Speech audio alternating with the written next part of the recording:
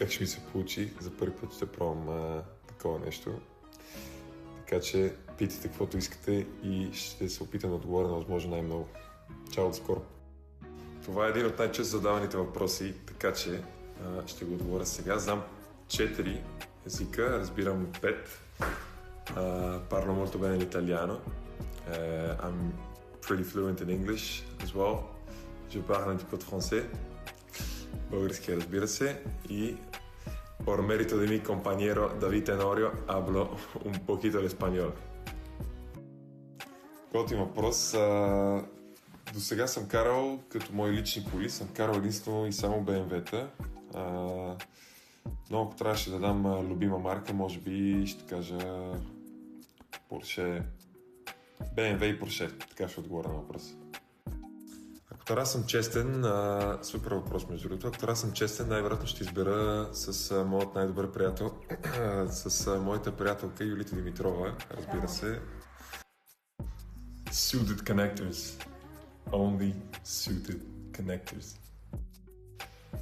Не съм пример за подражание, особено за спортист, често казано. Но ето това е моята любима закуска. Супер въпрос. Със сигурност е нещо, върху което съм се замислял и смятам, че е напълно възможно. Дори е нещо, което аз с огромно желание бих искал така да направя. Смятам, че е интересно не само за феновете, но и за мен самия. Така че да, отговорът е да. Имам да и това са пълнени чушки. Страшно обичам пълнени чушки, особено от както ги правят двете ми баби. Така че да, пълнени чушки.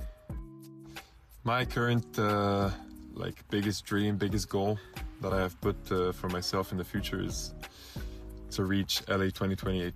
This is my ultimate goal. This is what I'm practicing, what I'm training for. This is something that I think about every day. So yeah, this is my dream. Hope to make it. Questo è per gli ascoltatori italiani. Questa frase sopra tradotta sarebbe: qual è il tuo cibo preferito in Italia? E io rispondo subito con penna all'arrabbiata, che è la mia pasta preferita, ma anche il mio cibo preferito in Italia. Вместо специфично клипче ще кажа два контент креатора, които така са ме размивали доста последните 1-2 години.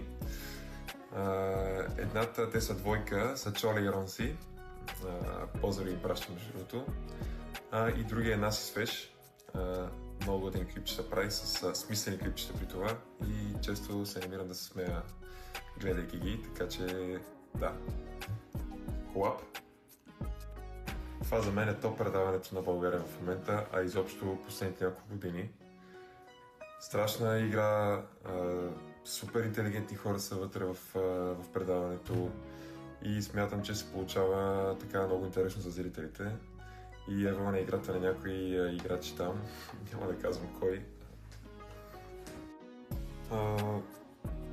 Много съм скучен, не съм човека, който трябва да питате този въпрос, но все пак, като искате, знаете, ще ви покажа. Това. Имам любим парфюм и той е Yves Saint Laurent Myself, се казва. Свеж парфюм, може да се носи през деня, вечер, сутрин, когато искаш. Много готин и много свеж. I definitely want to go back to the Philippines, not only for vacation, but also to play there again. I'm sure we're going to have a VNL tournament soon there. I hope to be, we hope Bulgaria is part of, the team pool that's going to play there. But yeah, also, I'm not sure where to go in the Philippines for vacation, so you can drop me some suggestions below. Thank you.